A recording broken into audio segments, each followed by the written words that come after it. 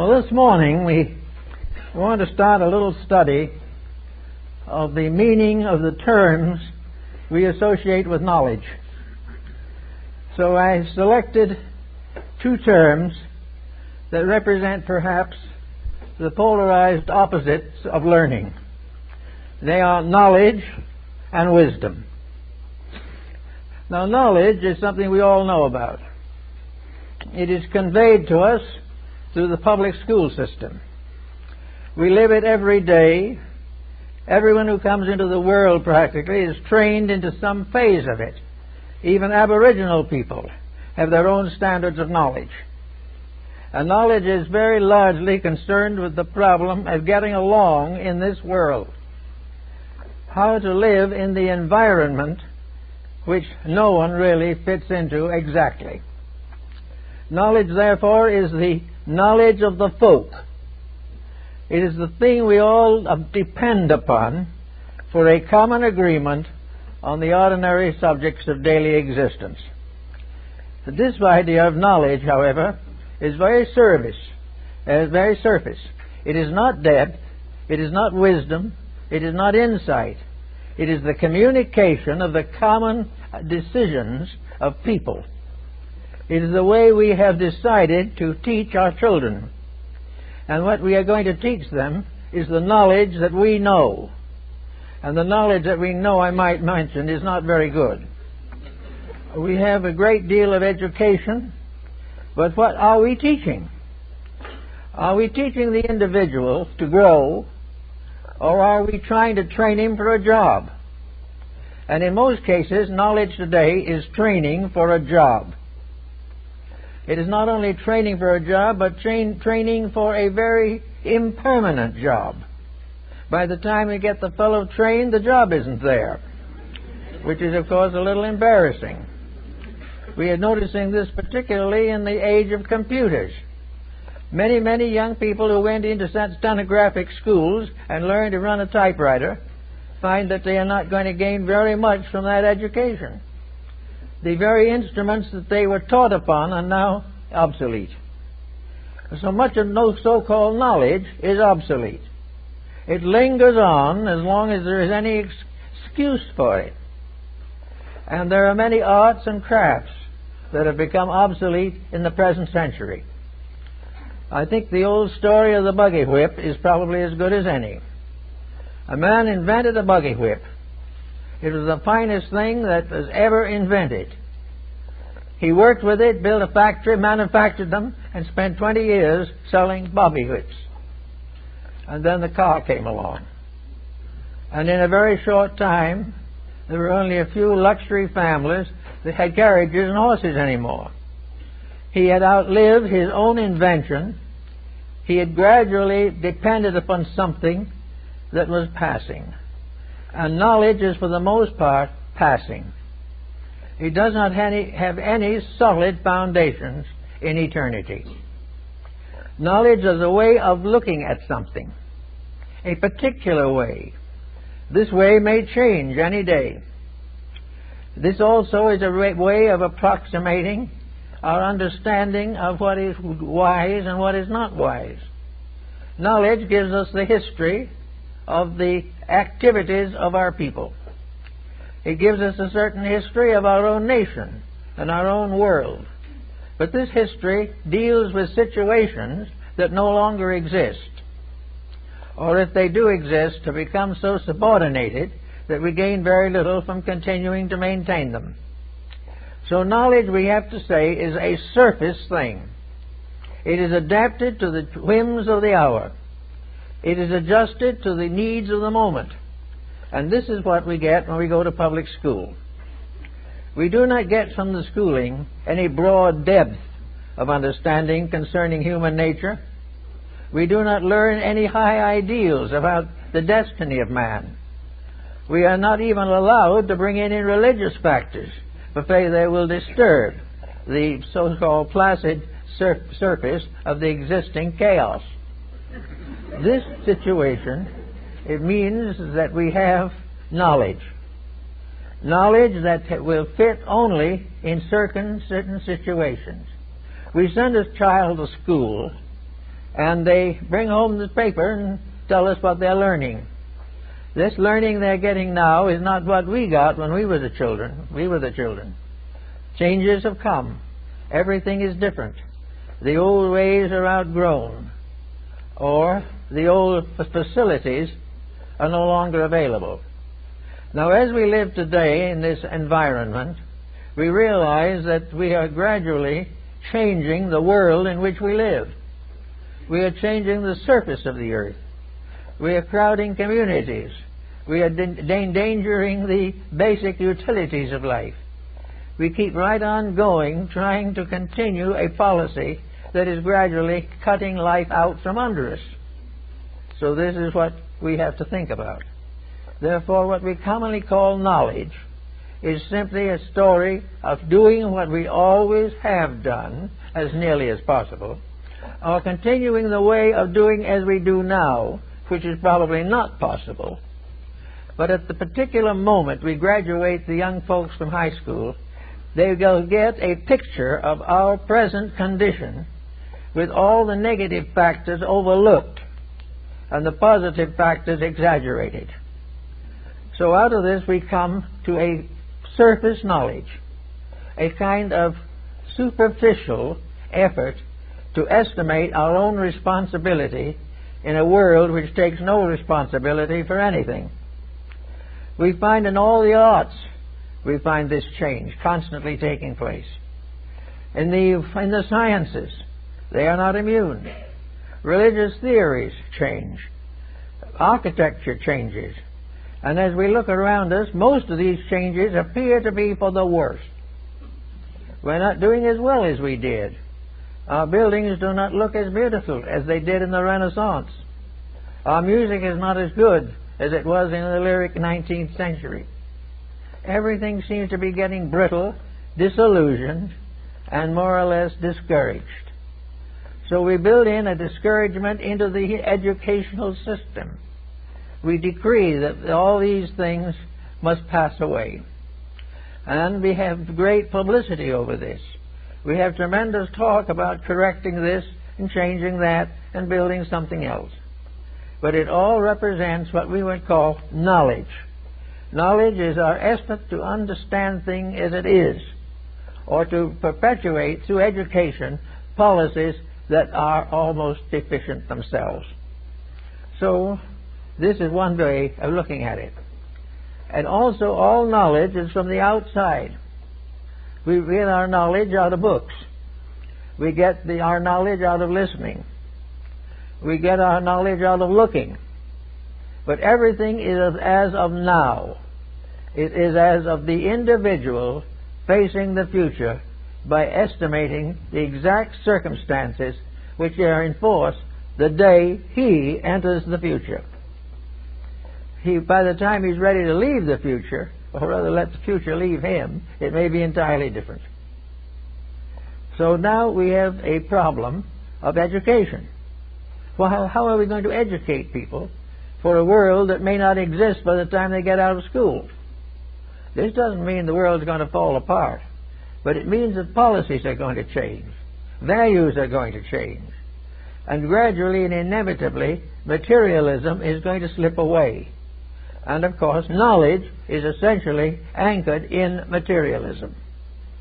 It is the way in which we try to understand the kind of a world we have created, which has little or nothing to do with the world as it really is. It is a world deprived of its beauties, of its values, of its friendships, of its affections, and of its community projects. It is a world of rugged individualism, moving largely on a basis of profit, and determined definitely to perpetuate the conditions as they are now, which they can't do. So we go around and we study. We take courses in language, because maybe we will want one of them one of these days. A second language is a major asset today, which in itself is a proof that regardless how we think or what we believe, we are moving into a larger one-world unity, in which one language is not enough. We also have arts that are fighting for survival. We have that tremendously inconsistent situation in which we are paying $2.5 million for a Picasso sketch. And at the same time, we are paying $4 million for a genuine Rubens. These things are absolutely irresponsible. The sketch and the Rubens are not even in the same classification. And yet we have put a new value on both, money. And the same thing is happening all over the country and all over the world. The auction galleries are completely swamped with people willing to spend fabulous sums for something they don't even understand. Now, why don't they understand it? Why don't we understand art in its best sense? Why don't we understand music in its best sense? Because it isn't taught. If you want any of these specialties, you have to go to a specialized institution which specializes in them, and you'll then be fortunate if you find one with sufficient idealism to make the period of study worthwhile. So we now have knowledge. We have knowledge in science.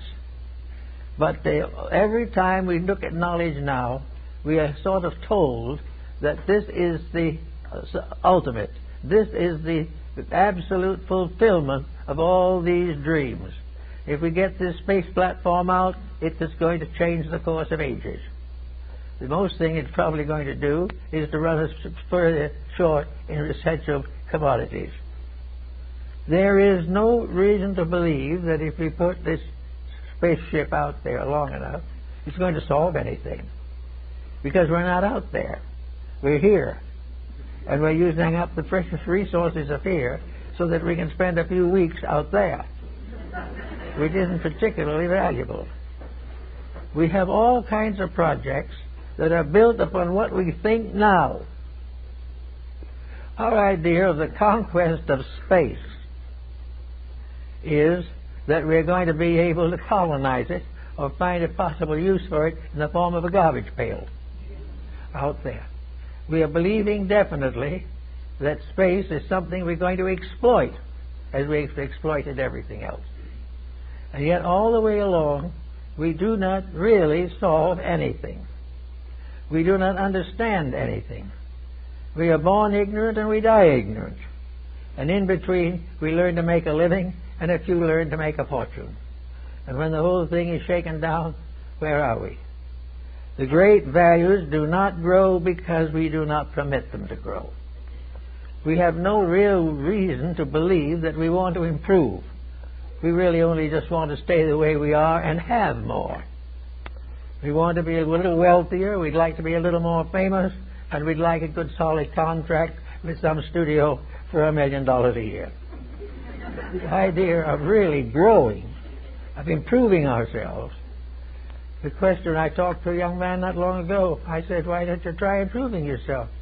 Well, he says, do you know anyone who's doing any better than I am? Why should I improve myself? Nobody else does. And this is what is happening to a world that has a public school system, has all kinds of advantages, and is staffed by individuals who are completely devoid of real understanding of what value constitutes. Where are the philosophers of the 20th century? Where will be the philosophers of the 21st century? Are they all going to do what they are doing now, keep their noses so close to the grindstone that they can't see anything beyond the mess they are creating now? This all ends in the problem that knowledge is not the end. Knowledge is not a real end of anything.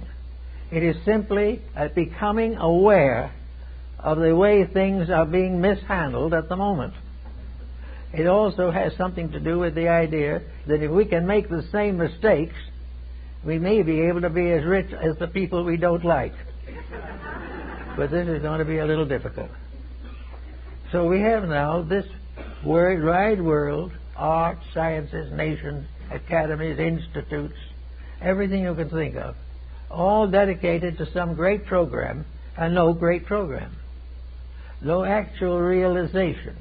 The only thing we have is a great mass movement against which a few thoughtful individuals have braced themselves in an effort to survive the common contagion. So we ought to have to remember that when science says it has a cure for something, it will have a different cure next year. When we buy something because it is best, then there was never one like it. Within 2 years, there will be one much better. All the way along, these things go. But when it comes to the values of life, is the American home any stronger than it was? Are our young people growing up clean? Are the various forms of business we're involved in, are they honorable? Is the average person building a character that he can live with for the rest of his life? Are we fair to the children or the aged? Or to the sick or the well? To the rich or the poor? Everything goes along carefully covering up the weaknesses of every phase of it. And under the general heading of knowledge, we place a limitation upon what we can think, what we can believe, and how we should interpret the facts of life. So now, here and there is a breaking through into another dimension. Knowledge is beginning to mean something that solves something, rather than simply perpetuates. We know that young people are going to school. Knowledge now is how to get sufficient insights to get a good job. Also, while this is happening, the moral structure of youth is collapsing. And with this falls also most of the older generation.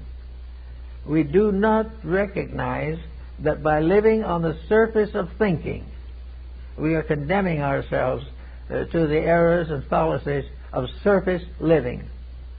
We are not here to live on the surface of the mind. We are not here to live only on the pleasures of the mind, or the pleasures of the flesh, or the pleasures of the heart, or the pleasures of luxury. We are here as individuals to improve, to grow, to think, and to understand life.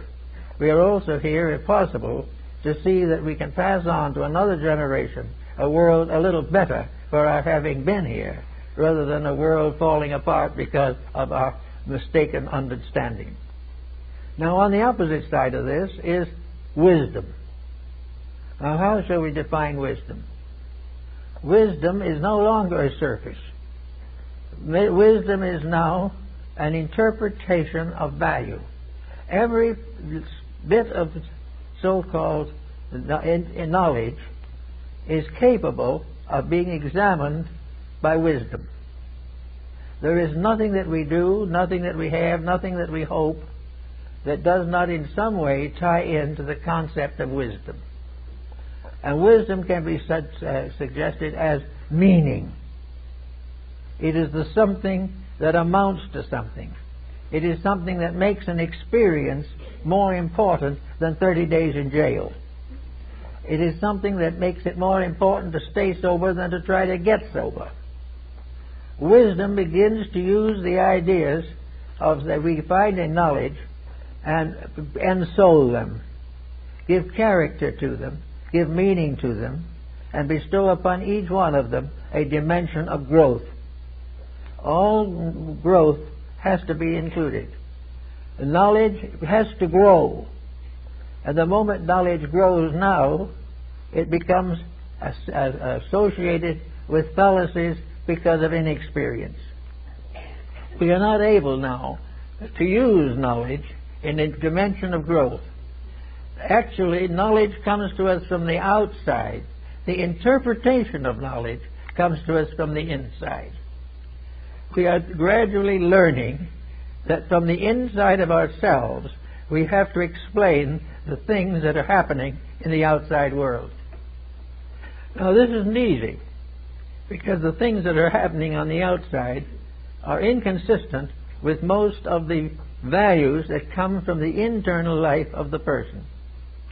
The thing that has made this matter endurable is the fact that the inside of wisdom of the individual has not been developed. Therefore, with the fallacies of the moment, there is no remarkable, intense rebellion from within him.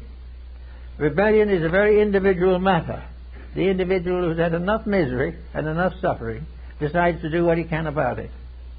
On the other hand, many under the same provocation do nothing. But one of the problems is that knowledge is valuable only to the degree that it can be ensouled, that it can be enriched to become meaningful, to stand for something that will help to advance the general state of mankind. So we look around a little bit to see what we can do, if possible, to increase the development of wisdom. Well, what shall we say is the best place to look for wisdom? Well, for the most part, wisdom belongs to what we call idealism. Idealism is motivation. When an ideal is stated, it means that the motivation is constructive. Constructive motivation means that it is dedicated to common good, that it is dedicated to well-being, that it is not going to compromise to allow for the corruption of value. So when we begin to think of wisdom, we take the home that is broken by knowledge and put it together again by mercy. We try to do something to mend with the heart that which has been injured by the mind. We do everything that we can to ensoul the knowledge that has hurt us, and in so doing we discover that this knowledge can suddenly become a tremendous source of good. But it is only good when it is ensouled. There is no good in the fact that it is a general average or adage that honesty is the best policy. It is only transformed into wisdom when the practice of honesty proves this, and proves it by changing the patterns of life. Life goes on under knowledge. Life is changed under wisdom. Life grows because deeper and fuller meanings are bestowed upon it. It challenges the individual to grow. It does not leave him to be born and to die in the same misery. It does not leave him with a broken home or rebellious children. It does not leave him with incurable ailments caused by his own foolishness. All the way along, wisdom cures, heals, transforms into a better way of life. And yet it has to work with the same factors. The individual has to keep the job.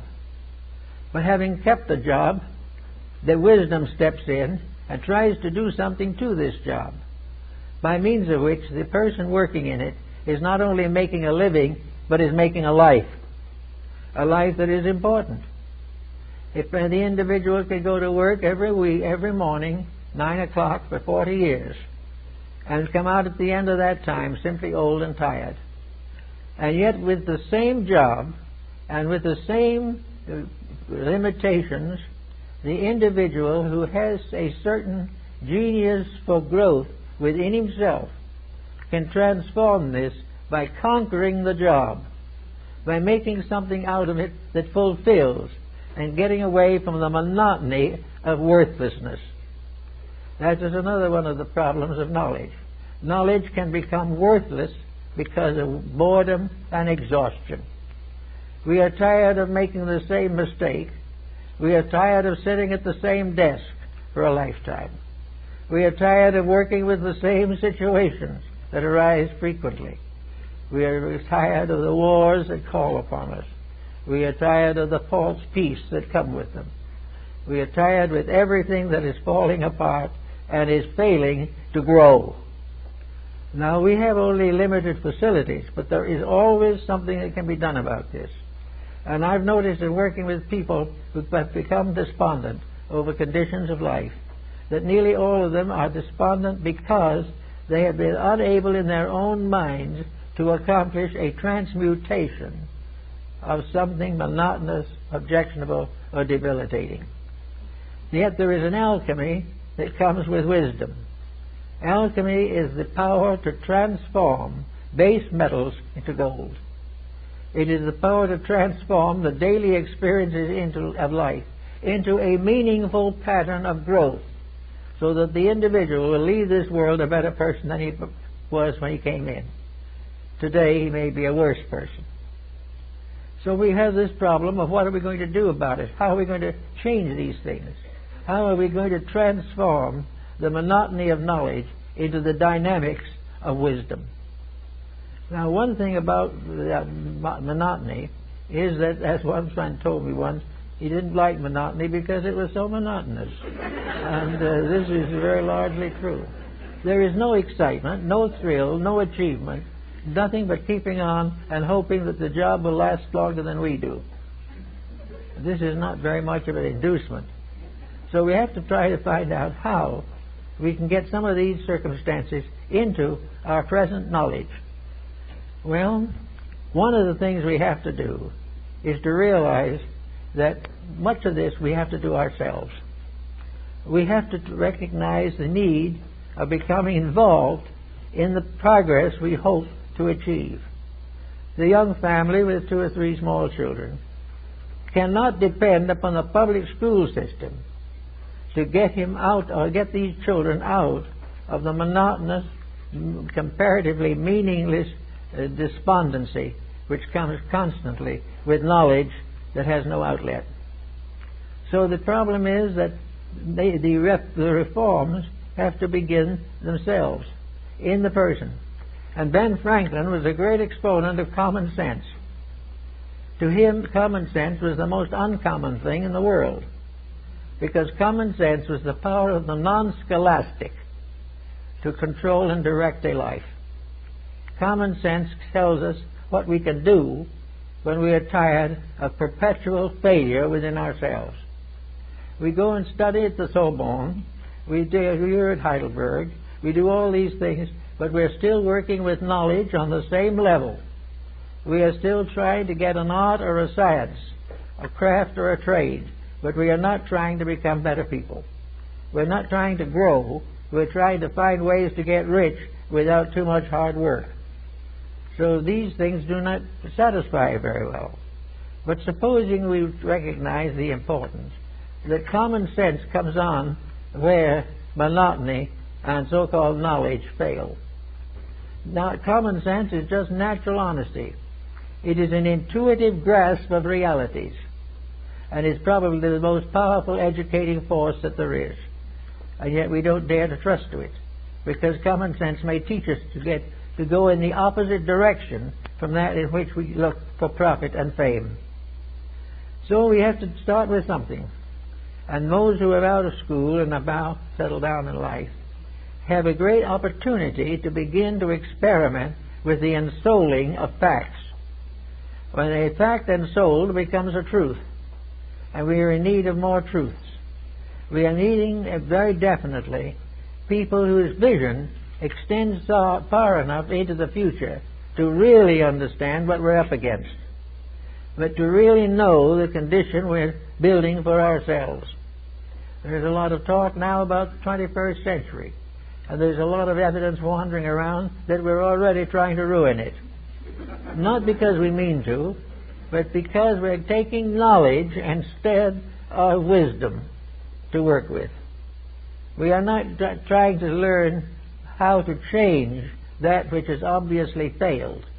We are trying to figure some way to perpetuate that which was never real. So we have to think a little bit about getting into line for more wisdom, and getting prepared to realize that everything in nature consists of a body and a soul. Now, it's hard to think of the soul as being associated with logic. We can't, it's difficulty in imagining that things that are the common usage of mankind have souls. And yet arithmetic has a soul. Music has a soul. Art has a soul. Digging ditches has a soul. Every profession has a soul, and a more exalted one. And most of the members of the profession do not live up to it. Over 2,000 years ago, the oath of Hippocrates was given to medicine. And we have spent the last century trying to get rid of it.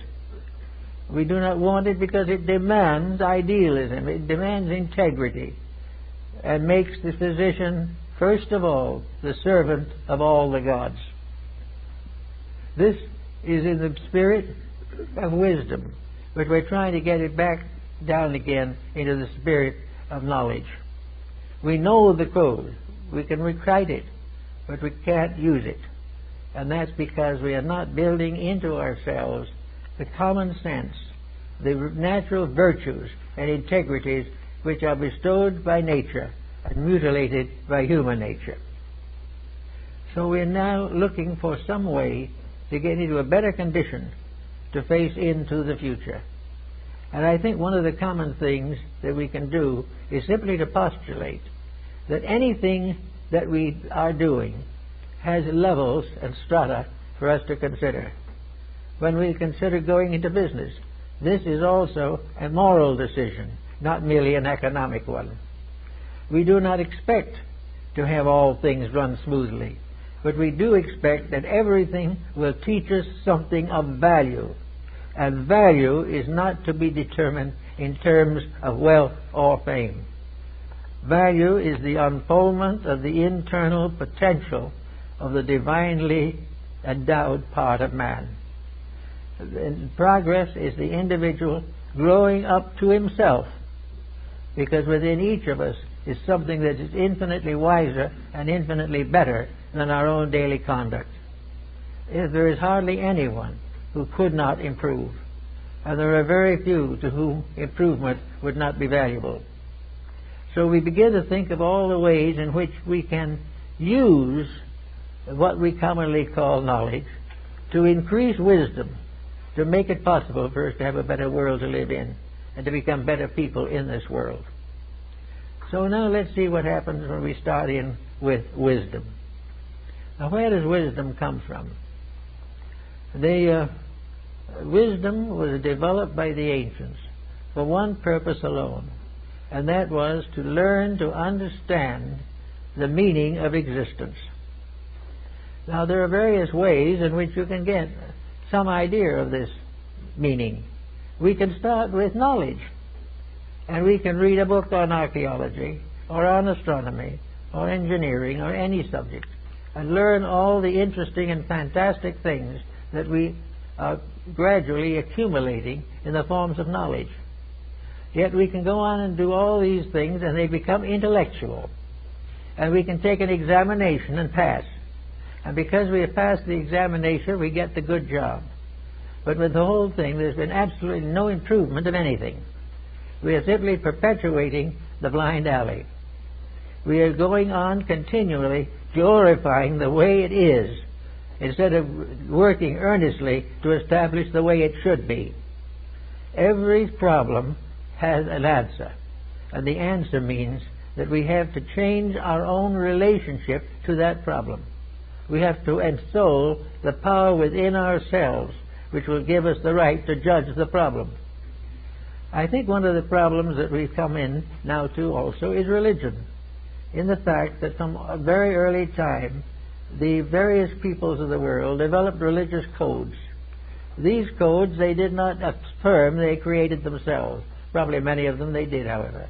But so far as they knew, these codes had come from some deep hidden source within themselves or within the soul of the world.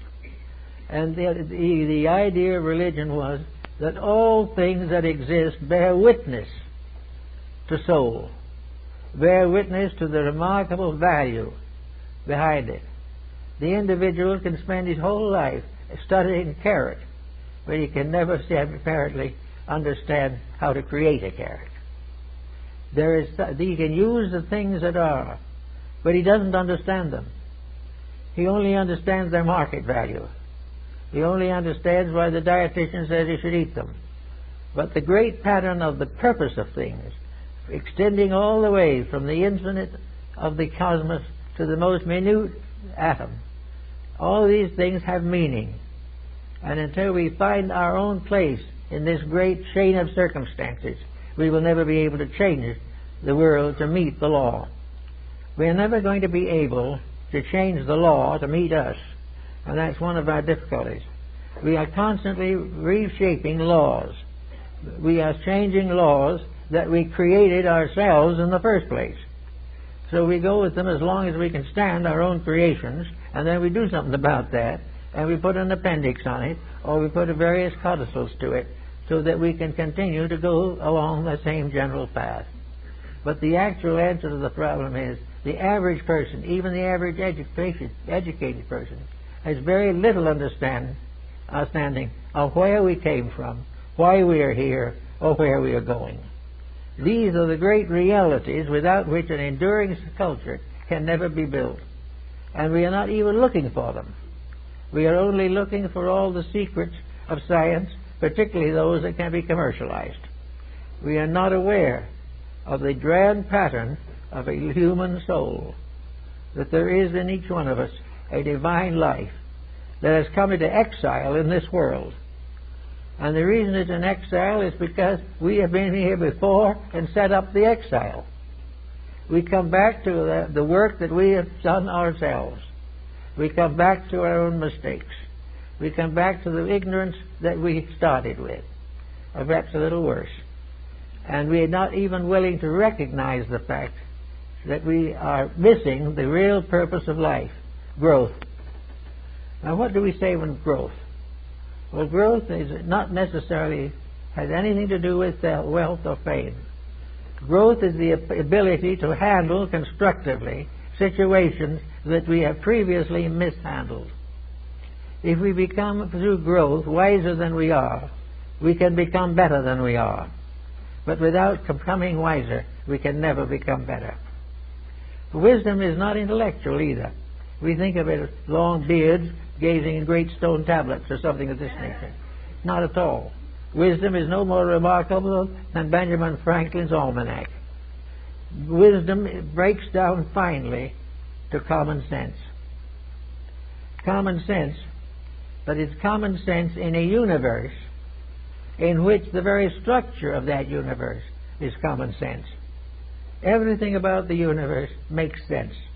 Everything that man does about it is dubious. We're not at all sure that he's gaining on it. But it is true beyond any question that the simple facts of existence are the basis of wisdom. Wisdom is not learning another language. Wisdom is to learn a language so that we can talk to another man. All things are for use value, and that use is not for profit, but for growth. So we are constantly working to build new echoes and new sounds and tones to enrich the relationships of life. In about 10 years now, we're going to enter a new century. At the present moment, we're all tremendously excited over the prospect. In fact, we're not only excited, but many people are frightened to death. All the way along the way, everyone is looking and trying to figure out what we're going to do with the remaining 10 years of this century.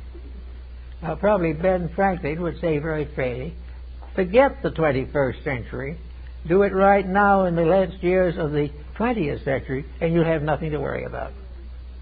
You have nothing to worry about when you start keeping the rules. And you don't have to set aside a period many years from now when you're going to start doing that.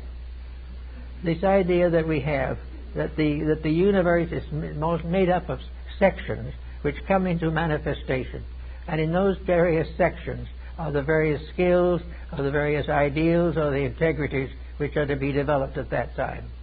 The truth of the matter is these integrities must be developed in all times, in all conditions, and in every phase of existence.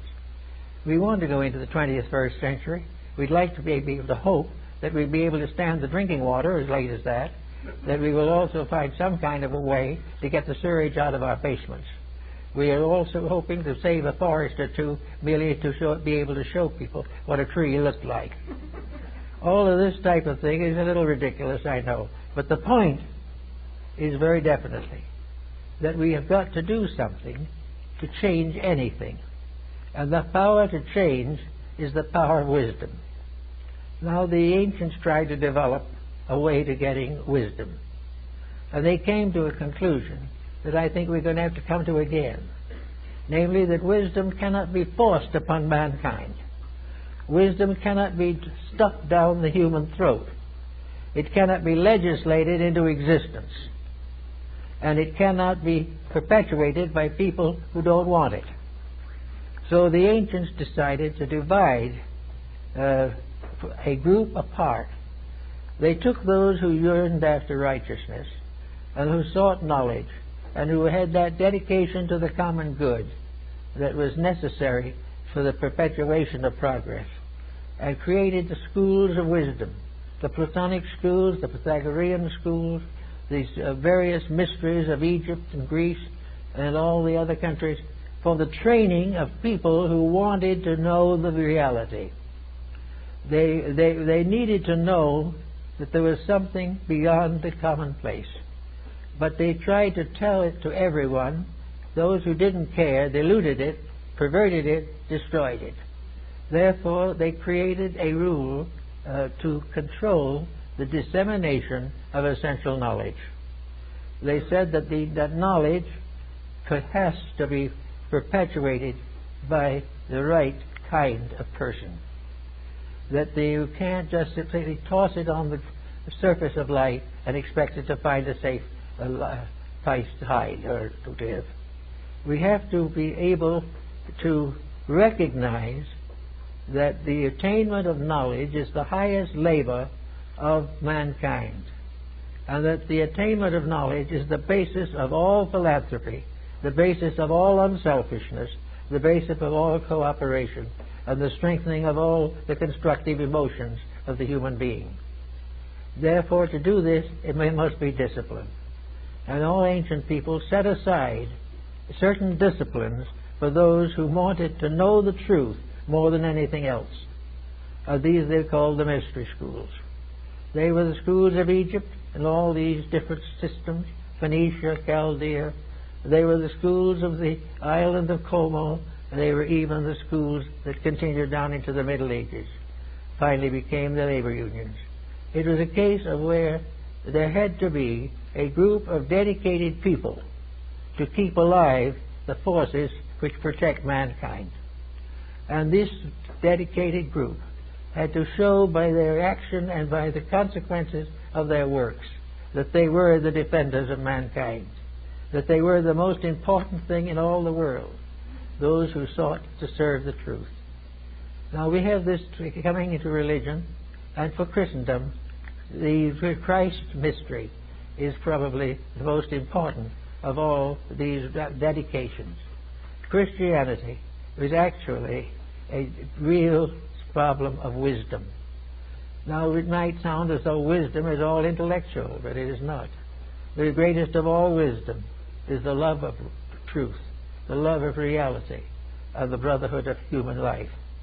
But in this time, the development of certain laws of reality, and we're going to have to some way get back to some of this. We're going to have some place honorable, recognized, and supported, by which those who desire to live better have a chance to do so, and where those who have the inside information in certain matters have a chance to express their internal convictions. Now, religion has for a long time provided certain phases of this. Even today in the 20th century, where science very largely is materialistic, it lives and moves and has its being in the presence of religion. And every day we are learning in the present world stress that religion is not something to be discarded. That if there is anything exact, it is religion, not science. Because the inevitable consequence of the misuse of power is moral punishment. And it also is that religion can prove conclusively that the only way in which the individual can protect himself and his world is by the development of integrities. He has to become a better person if he expects to make a better world. So we're now going to have somewhere along the line the science of redemption. We're going to have a gradual rising of peoples who believe that the greatest of all knowledge is the knowledge to live an enlightened life. That all other things are decorations or incidental.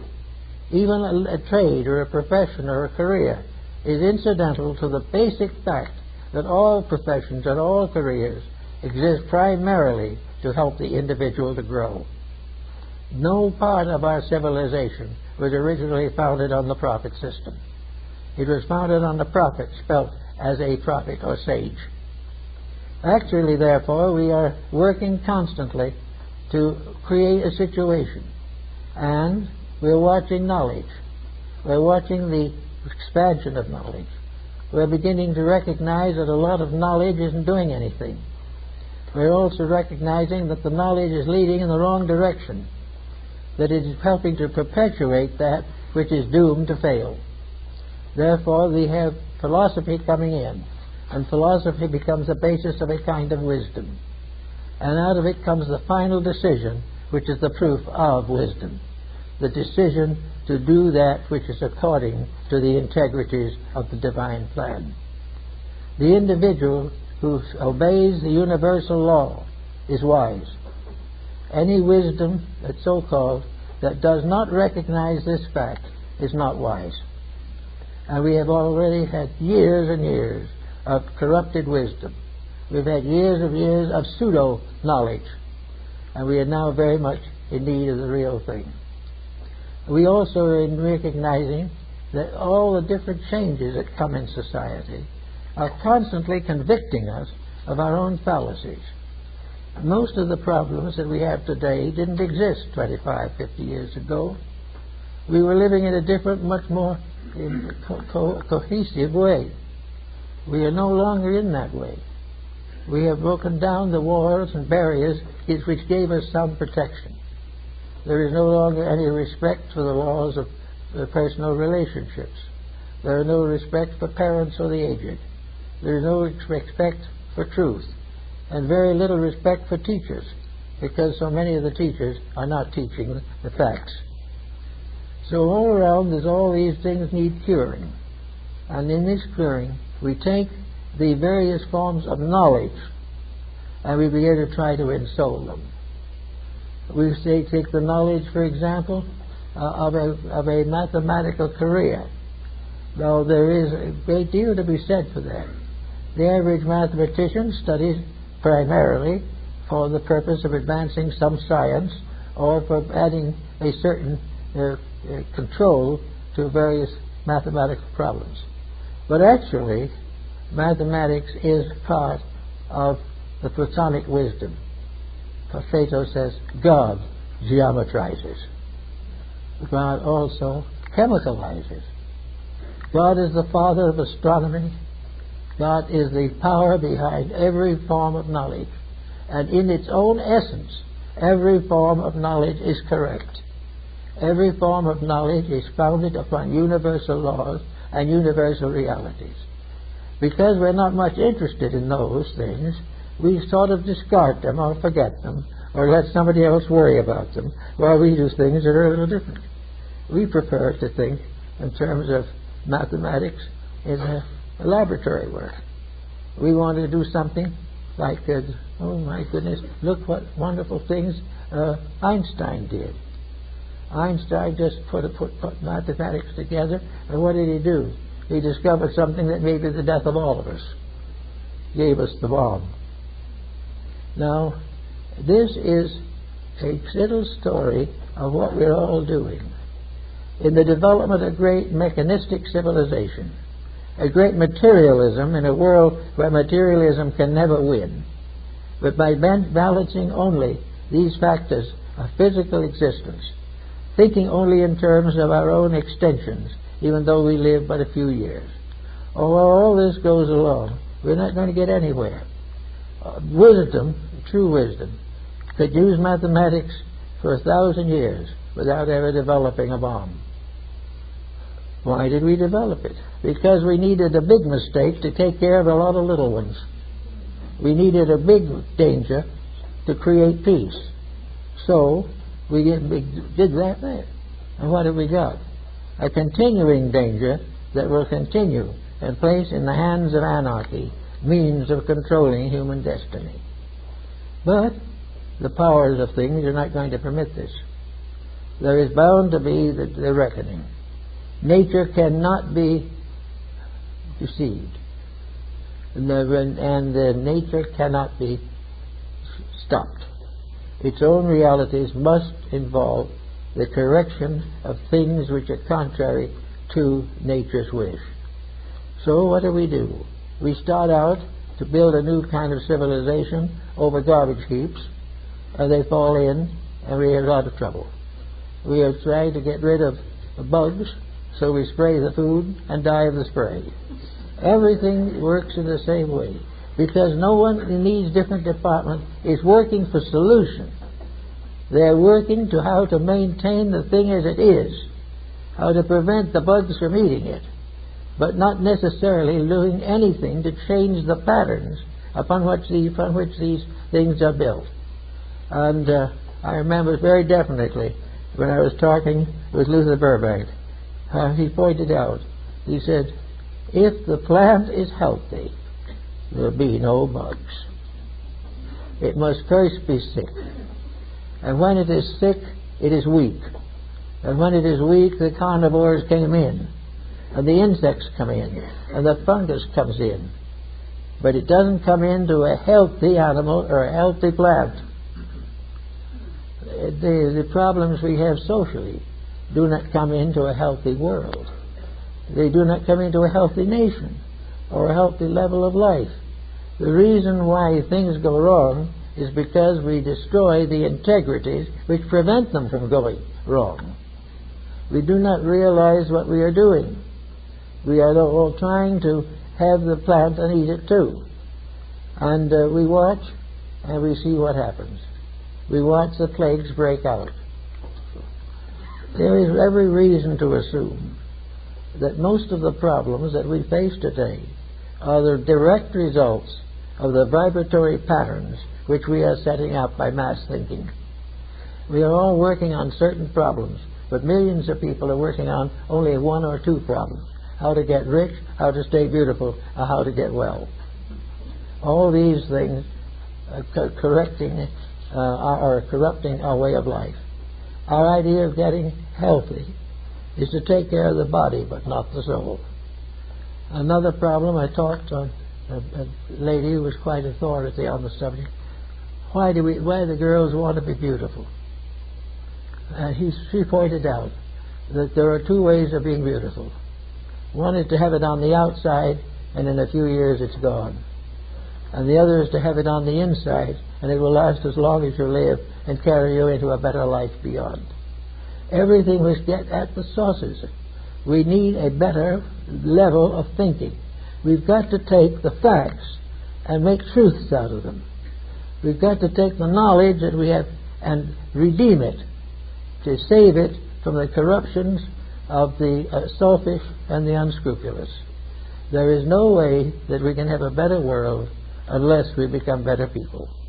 And that is the problem that I think we're all working with, and very seriously at this time. The need of the regeneration, the alchemy of transforming selfishness into charity, transforming self-centeredness into soul-centeredness, and allowing the realities to lead the way rather than to drift, if possible, somewhere in the background. We have so many things to work with, so many opportunities and so many privileges, but we notice something is happening. If these privileges are slowly diminishing, these solutions that we have are slowly becoming insufficient. Little by little, we see the continual corruption of the very vital forces upon which we depend. And this corruption is simply due to misuse, perversion. The recognition of this is important. Every individual who goes to school should be taught that every dishonest person is sick, that there is no such a thing as a successful individual who is not essentially a person of integrity. Everything else falls apart. We watch treaty after treaty among nations fall apart. We see the present mess throughout the world. We realize the tremendous struggle of ignorance to control mankind. Here we are in the 20th century, following rules that were decadent and obsoleted 2,000 years ago. There are always some who will do it wrong, but we've never had in modern times so many doing it wrong at the same time as we have at the present moment. And that is because we are becoming more powerful, that we have greater advantages, greater skills. Now we have to have greater integrity, or our own achievements will destroy us. So I think it's very important that all of us try to think about these kinds of things. And just for a little sort of appendix on the end of this, I'd like to see this is what we are trying to do here. I think that there is a job here. It'll be a small job, but I think it is useful. I think we should try to create here in this group of people the nucleus of a people that are dedicated to transforming knowledge into wisdom, to gradually develop the powers and skills which will permit them to have a better life themselves and also pass on a better world to their descendants. So everyone that can possibly do so must play a part in the rediscoveries of reality and the rededication of a world that has tried to be a prodigal child and has found it all failing. We are sort of parts of the story of the prodigal son. We are all parts of something that we went forth to do it our way. Our way is no good. The only one way is the way that was ordained for us in the beginning. A way that is honest, equitable, and ends in glory, and in which pain fades away to the degree that wisdom takes over the ways of life. If we can understand these things, I think we'll all be better and happier people. Thank you.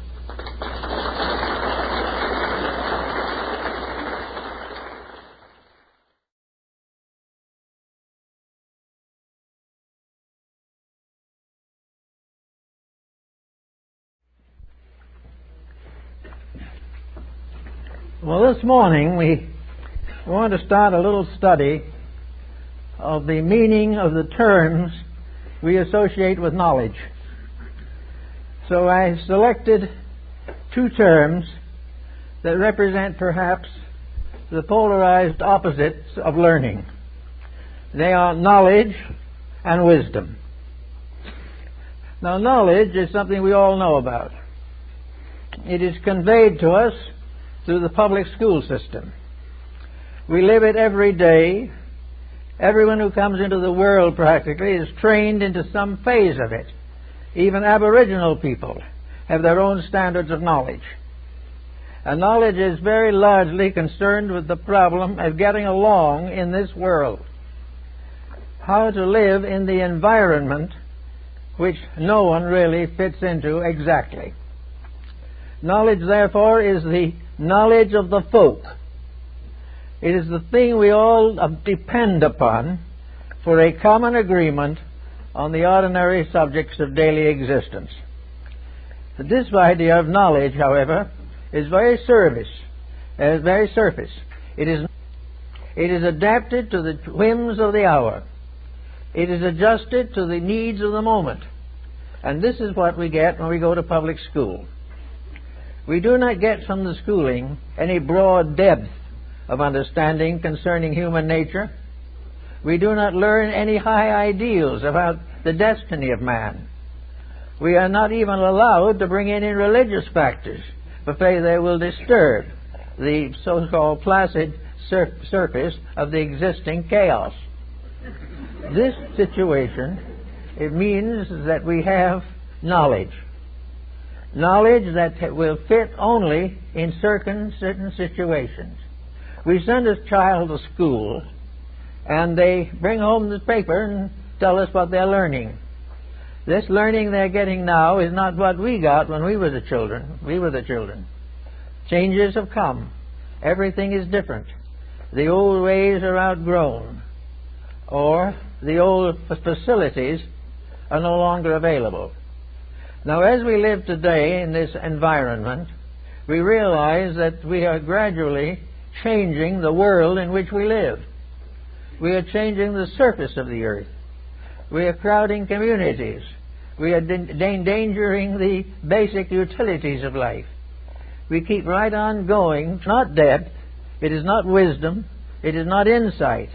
It is the communication of the common decisions of people. It is the way we have decided to teach our children. And what we are going to teach them is the knowledge that we know. And the knowledge that we know, I might mention, is not very good. We have a great deal of education, but what are we teaching? Are we teaching the individual to grow, or are we trying to train him for a job? And in most cases, knowledge today is training for a job. It is not only training for a job, but training for a very impermanent job. By the time we get the fellow trained, the job isn't there, which is, of course, a little embarrassing.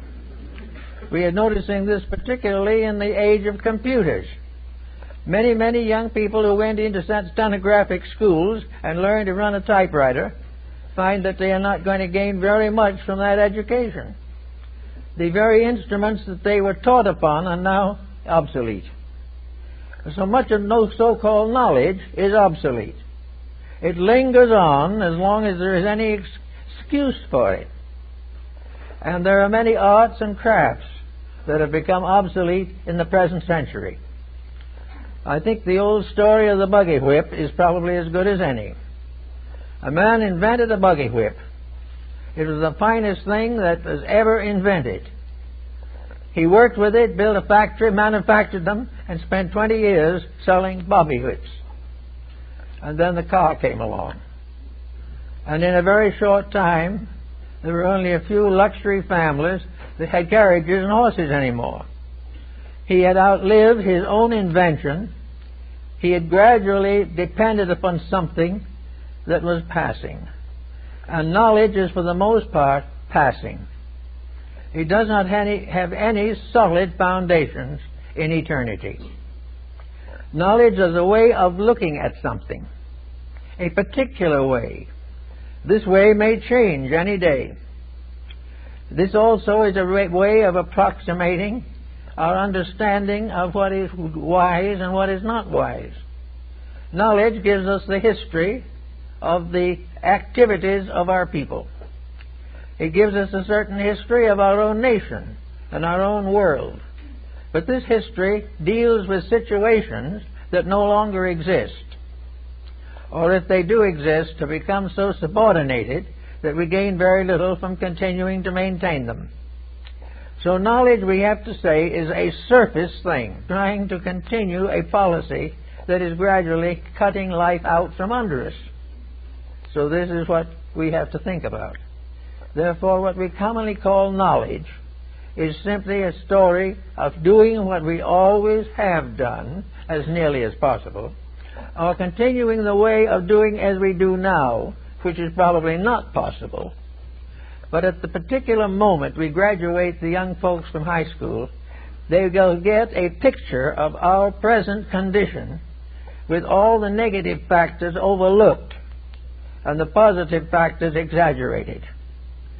So out of this we come to a surface knowledge, a kind of superficial effort to estimate our own responsibility in a world which takes no responsibility for anything.